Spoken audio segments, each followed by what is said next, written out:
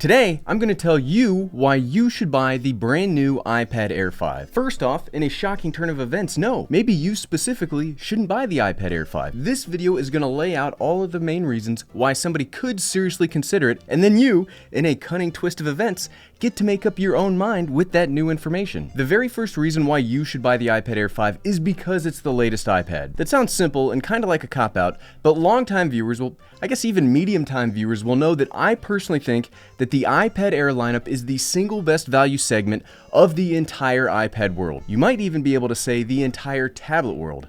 I wonder what a tablet world would look like, actually. You get features from the top-of-the-line machines while not paying top-of-the-line prices. You get every single essential function of an iPad, and we will go more in depth on those in a second, but you get them without needing to spend MacBook levels of money. And it's not so much the price in a vacuum, but how it's priced compared to the rest of the tablet space. $599 is very competitive in the tablet market, especially for a tablet that has an actual desktop CPU inside of it. When you look out on the horizon of the rest of the other companies that are offering products at this level, the only real competition here is the Samsung Tab S8. And since we opened that elephant tablet in the room, yes, the Tab S8 is easily the better hybrid device. But I think we also have to have a real serious conversation. Is a better hybrid device always better? Seriously, if you're looking for a hybrid device, why are you even considering buying a tablet in the first place? I know we all, and I am absolutely included in that we all want devices to do everything,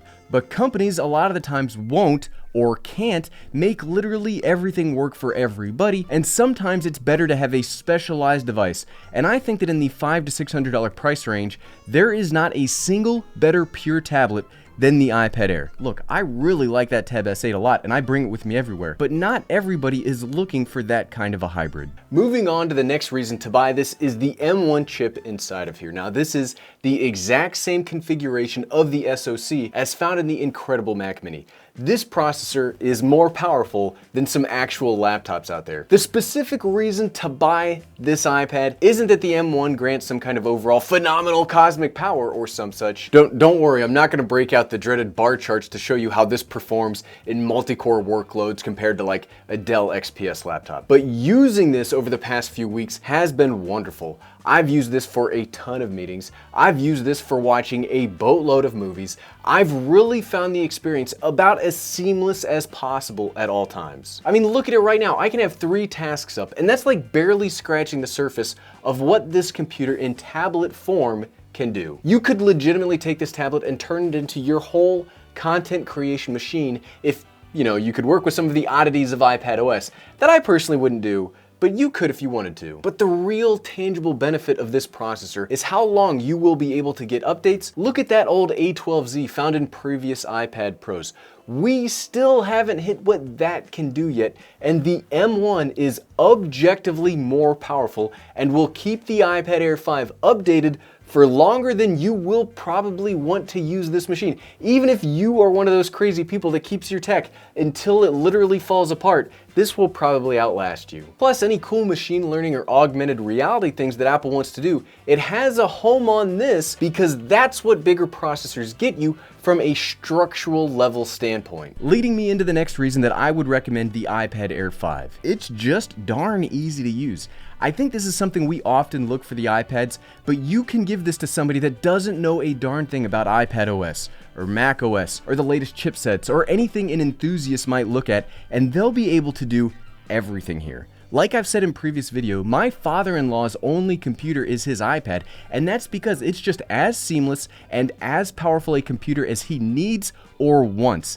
And you cannot put a price tag on an easy-to-use device that works for everybody. The next reason to buy the new iPad Air is how well it interoperates with Mac OS. Yes, this is something that all of the new iPads can do, but this is the new iPad Air video, so hooray! I love the new interactions provided by the updates to Mac OS and iPad OS, specifically Universal Control. Check this out. I mean, we saw this in the tips and tricks video, so I won't go too far in depth here, but it's remarkable how you can now control either of these devices with either of the other set's inputs. And just how seamless it is. Look, we've already got universal control set up on all this, and we can see just how seamless it is to work on a project from the iPad, drop it onto the Mac, or vice versa. This kind of functionality, like look, we'll just drop my screenshot of my Wordle score from today right onto my iPad. Boom!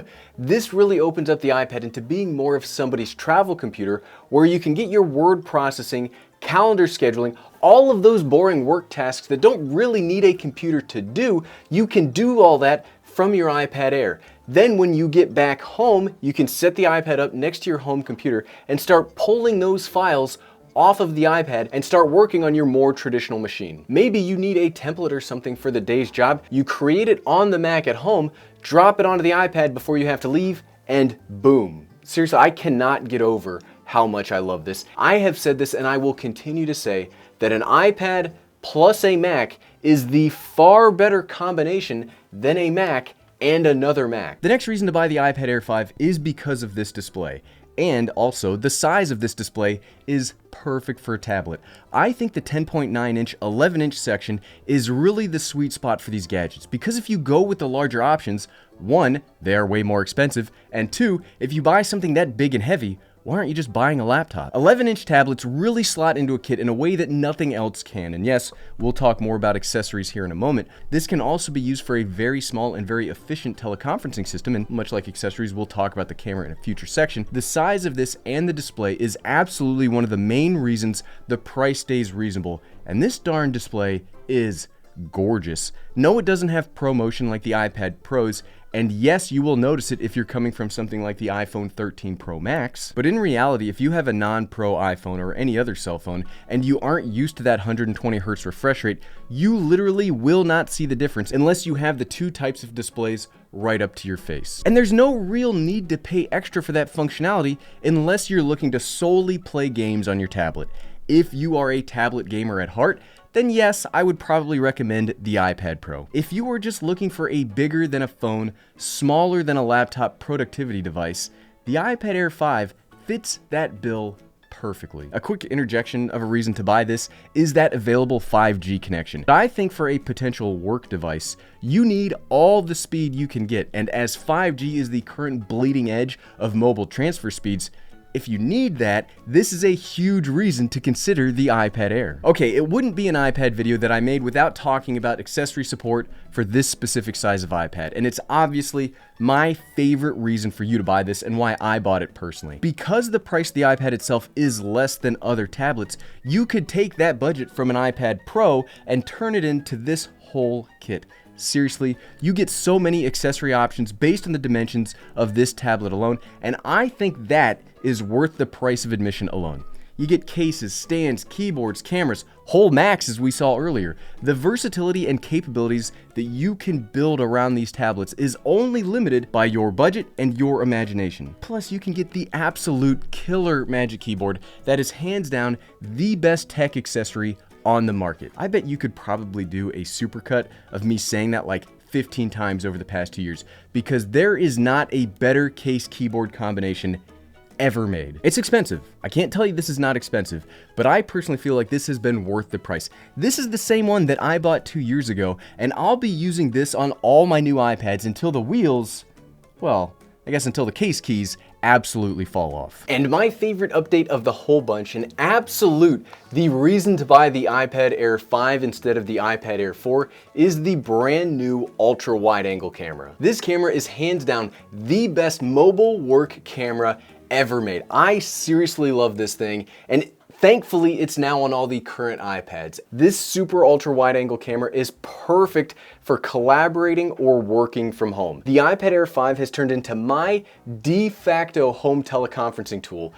It's been that way since I got it. I've taken Zoom calls, I've taken Teams meetings, FaceTime calls, all sorts of stuff from just this iPad alone. And it's because of how good this camera is. Oh my goodness, my room is don't look at my room. Unfortunately, this camera by itself doesn't work as well on the new Studio display, but for a mobile device, especially a tablet, it's so good. My arm's killing me from holding that up, so we'll just go back to the regular cameras. Plus, because of this, you'll get Apple's center stage that follows you around or widens out if there are multiple people in the frame. Even on apps that don't support this yet, the ultra wide angle camera by itself does the rare mobile camera trick of looking not terrible under artificial studio lighting. I like this camera so much that I dropped the iPad Air from my general recommendations when the iPad Generation 9 and the iPad Mini were updated. But now that the boss has it back, I really find it hard to recommend the iPad Mini to anybody other than folks that need that specific size,